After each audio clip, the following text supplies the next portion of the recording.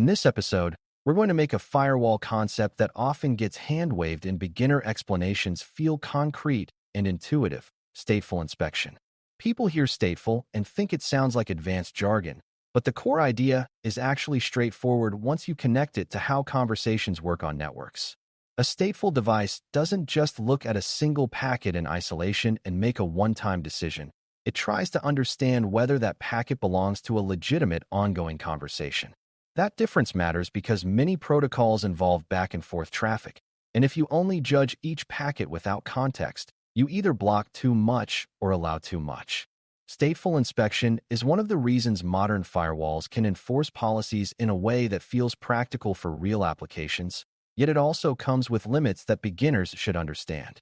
We'll talk about sessions and flows as the firewall sees them, how policies actually get enforced over time, and what stateful inspection can and cannot guarantee.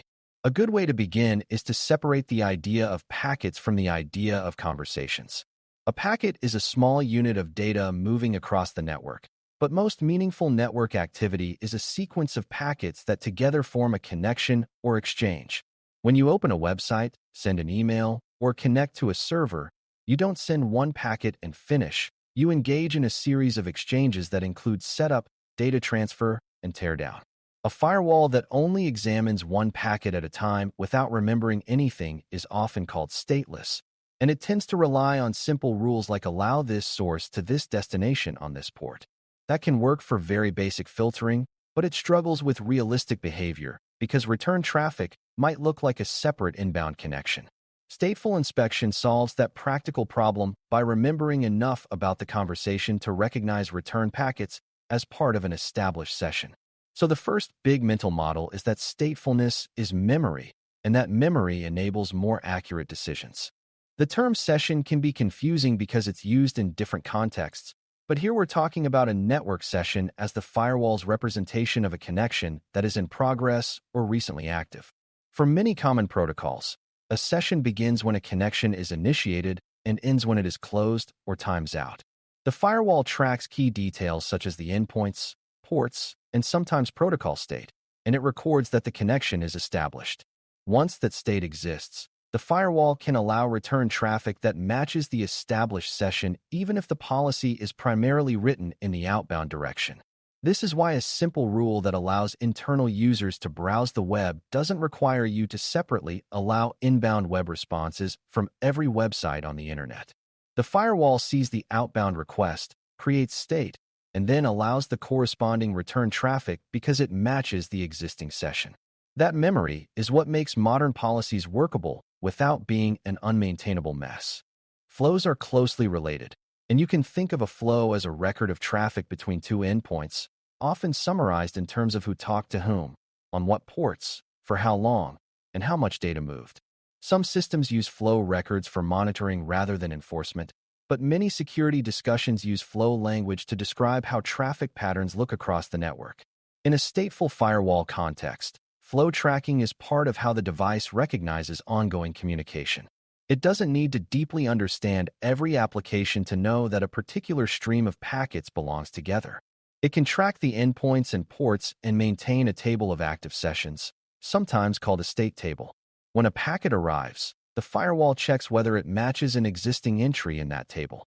If it does, the firewall can apply established session logic rather than treating it as a brand new request. This seems small, but it's foundational for making policy enforcement align with how networks actually behave. Now let's talk about the reality of policy enforcement, because beginners sometimes imagine firewall rules are checked once and then forgotten. In stateful inspection, policies are often evaluated at session creation time, meaning the firewall decides whether to allow the initial connection attempt. If it allows it, it creates state, and then subsequent packets that match that state are handled according to established session rules. This reduces processing overhead because the firewall doesn't have to fully reevaluate every packet against the entire rule base each time, and it reduces false blocking because return traffic is recognized as part of an approved conversation. However, it also means that once a session is established, the firewall may allow packets within that session even if later policy changes would have blocked a new session. That's part of policy enforcement reality. State introduces persistence, and persistence can be both useful and potentially risky. It's useful because it supports stable applications, and it can be risky if long-lived sessions remain open when you are trying to contain an incident. This is why timeouts and session management matter in firewall operations. Another key reality is that stateful inspection is not the same as understanding application intent. A stateful firewall can know that a connection exists and can enforce which endpoints are allowed to create that connection, but it may not know whether the content inside the connection is good or bad. If an attacker uses an allowed connection for malicious purposes, stateful inspection will not automatically stop that unless additional inspection capabilities are enabled. This is a common misconception when people assume stateful equals smart. Stateful means it understands connection state, not that it can judge the safety of what is being transmitted.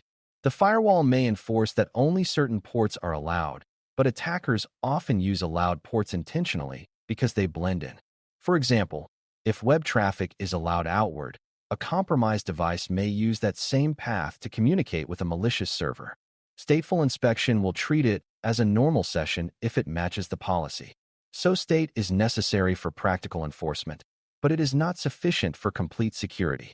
It's also helpful to understand why stateful inspection improves security compared to purely stateless filtering in many common scenarios.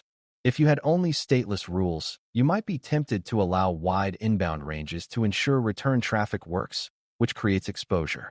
Stateful inspection allows you to write policies that are more directional and intentional, like allowing internal clients to initiate outbound sessions to specific services while denying unsolicited inbound initiation. That reduces the attack surface because external systems cannot initiate sessions into internal zones unless explicitly allowed. The firewall can still allow the responses for sessions that internal clients initiated without opening inbound broadly.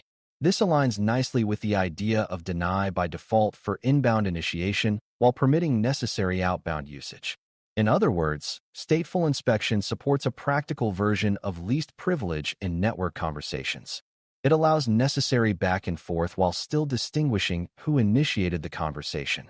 However, state also creates a new category of operational concerns because the firewall must maintain and manage its state table. That table consumes resources, and if it fills up or is overwhelmed, legitimate traffic can be disrupted. Attackers can sometimes attempt to exhaust state by generating many connection attempts, causing the firewall to allocate state entries until it cannot keep up. Even if the attacker cannot fully compromise systems, they may cause denial of service by overwhelming the device's capacity. This is another policy enforcement reality. The firewall is not only a logic engine, it is also a performance system with finite memory and processing. That's why capacity planning and protective features exist, but at a conceptual level, you should remember that statefulness is a trade-off. You gain smarter conversation tracking, but you must manage resources and timeouts carefully. Beginners should not assume a firewall is infinitely capable just because it enforces rules. Timeouts are a practical part of stateful inspection because the firewall must decide when a session is no longer active. Some sessions end cleanly, while others may end abruptly due to network issues, application crashes, or idle time. The firewall uses timers to remove stale sessions so the state table stays accurate and manageable. The security implication is that if timeouts are too long, stale sessions may remain, giving an attacker more opportunity to exploit an existing pathway or keep a foothold alive. If timeouts are too short, legitimate applications may break because their sessions are dropped unexpectedly. So timeout tuning is part of matching security controls to real application behavior.